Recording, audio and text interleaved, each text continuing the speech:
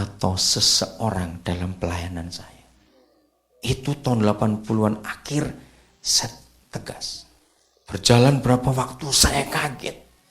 Dan betul dia nyatakan, saudara, setiap 9 bulan saya bisa menemukan satu pelayanan baru. Atau kalau tidak, ada jiwa yang lahir dalam pelayanan saya dari yang bukan Kristen. Wah, saya begitu kagum. Dan begitu banyak ide-ide baru yang saya temukan dalam pelayanan. Nah, salah satunya, maaf saya berkata ini, Tuhan berbicara kepada saya menemukan sebuah pelayanan baru di Papua. Membuka sekolah berasrama dimulai dari taman kanak-kanak.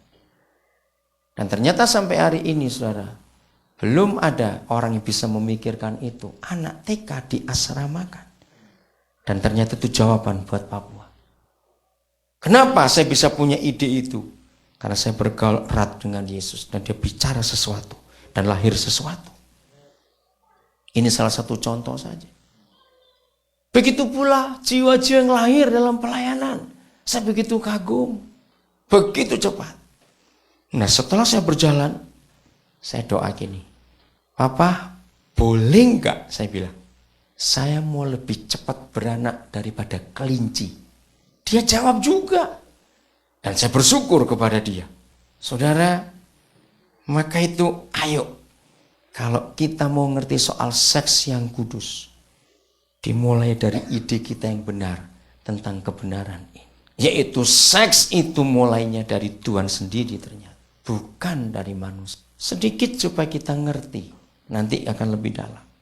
Apa bedanya seksnya manusia dengan seksnya binatang? Saya mencari itu di Alkitab. Dan Papa jawab luar biasa.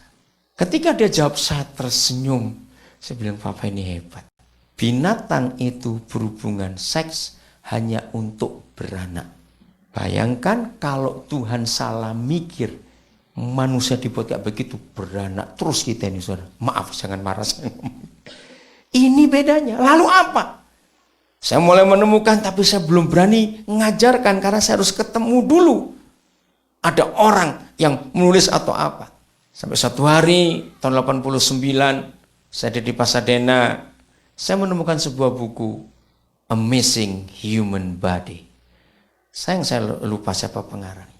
Dan dalam Amazing Human Body itu ditulis banyak, tapi salah satunya adalah mengapa Tuhan ciptakan organ seks manusia itu beda dengan binatang. Semua organ seks binatang itu di bagian bawah tubuhnya atau di bagian belakang. Hanya organ seks manusia di bagian depan dari tubuhnya. Di situ saya baru pertama mikir, iya kenapa beda? Lalu penulisnya menerangkan begitu luar biasa. Karena manusia dengan binatang seksnya itu beda. Kalau binatang hanya untuk beranak, maka itu ada musim kawinnya. Kalau Tuhan nggak ngasih binatang musim kawin, kalah banyak kita dengan mereka. Itu pasti. Karena kawin beranak, kawin beranak. Kalau kita tidak. Sebab organ seks manusia di bagian depan tubuhnya. Supaya manusia suami istri dalam melakukan hubungan itu. Wajah ketemu wajah. Ini yang mengagumkan. Maka itu kitab Imamat 19 sampai pasal 21. Tuhan marah kalau manusia berhubungan seks dengan cara binatang. Yang sekarang manusia pakai. Mau anal, mau oral, mau macam-macam. Itu ribuan tahun lalu kitab Imamat sudah menulis.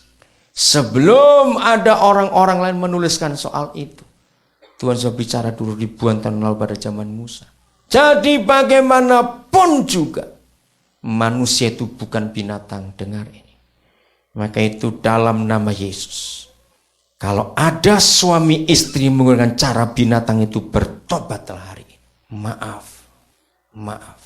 Maka itu kalau kita menemukan mengapa ada anak-anak orang kok kayak binatang kelaku. Karena waktu papa mamanya hubungan seks pakai cara binatang. Dan roh itu masuk pada anak itu. Mengerikan sekali. Dengar dalam nama Yesus. Tolak saudara. Pendapat manusia. Karena banyak tokoh Kristen pun mengizinkan hubungan seks suami istri. Tidak apa-apa. untuk variasi. Dalam nama Yesus tolak itu. Tidak ada variasi dalam hubungan seks. Nanti baca kitab Imamat itu sampai pada pasal kudusnya perkawinan. Hubungan seks manusia tetap wajah ketemu wajah. Tidak boleh dengan cara lain. Karena Tuhan ciptakan organ seks kita di bagian depan. Di buku itu ditulis, maka itu maaf. Mengapa kalau binatang mau berhubungan seks perlu mengendus dulu? Dituliskan di situ karena mereka nggak tahu tempatnya, posisi di mana organ seks pasangan binatang itu. Maka itu mereka perlu ngendus dulu. Kalau manusia tidak. Hebat sekali. Maka itu kudusnya seks. Bukan cuma kita nggak pernah berzina. Tapi kalau kita suami istri tapi pakai cara binatang, akhirnya jadi nggak kudus juga itu. Karena melanggar kodrat yang Tuhan tuliskan. Jadi hubungan seks manusia nggak selalu melahirkan anak, tidak. Karena Tuhan ingin ada intimasi suami istri itu. Betapa manisnya Tuhan menyatakan ini. Itu sebabnya saudara dalam kitab Kidung Agung. Sungguh pertama saya mempelajari itu saya cukup tersinggung kepada Tuhan. Mulai pasal 2, pasal 3, pasal 4. Di 3 pasal Kidung Agung itu ada sumpah Tuhan. Dia berkata, hai putri-putri Yerusalem, ini gereja. Kusumpahi kamu demi kijang-kijang dan rusa betina di padang. Jangan kau bangkitkan cinta sebelum waktunya, sebelum diingininya. Jangan kau bangkitkan asmara sebelum waktunya. Saudara, pertama saya cukup tersinggung, Tuhan. Apa enggak ada yang lebih jelek lagi dari sumpah ini sampai saya berkata begitu. Gereja kau sumpahi sejahat ini. Kenapa? Putri-putri Yerusalem disumpahi demi binatang. Lagi saya lihat Kidung Agung pasal 2, nanti baca di rumah. Saya nggak tunjukkan ayatnya. Pasal 2, pasal 3, pasal 4 ada ayat itu. Sampai suatu hari saya temukan jawabannya bukan karena di tafsiran Alkitab. Tidak, saya nggak ketemu itu. Tapi saya temukan jawabannya justru di biologi. Saudara, semua binatang di dunia ini, semua binatang, ternyata mereka punya musim kawin. Mereka tahu musim kawin mereka itu kapan. Karena mereka lebih taat kepada Tuhan daripada manusia. Mereka tahu. Nah, itu sebabnya, sekalipun mereka telanjang bulat, karena kita tahu nggak ada binatang pakai celana bukan di alam bebas ini. Sekalipun mereka telanjang bulat, mereka nggak pernah terangsang kalau nggak waktunya kawin.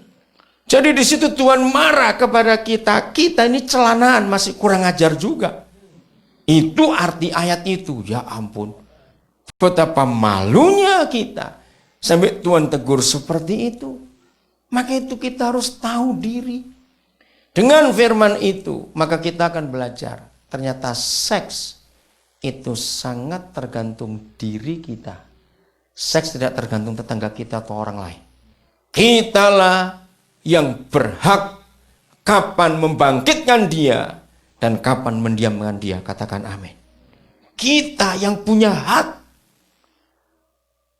Maaf, saudara dan saya punya hak membangkitkan seks sehari 4-5 kali. Terserah otak kita.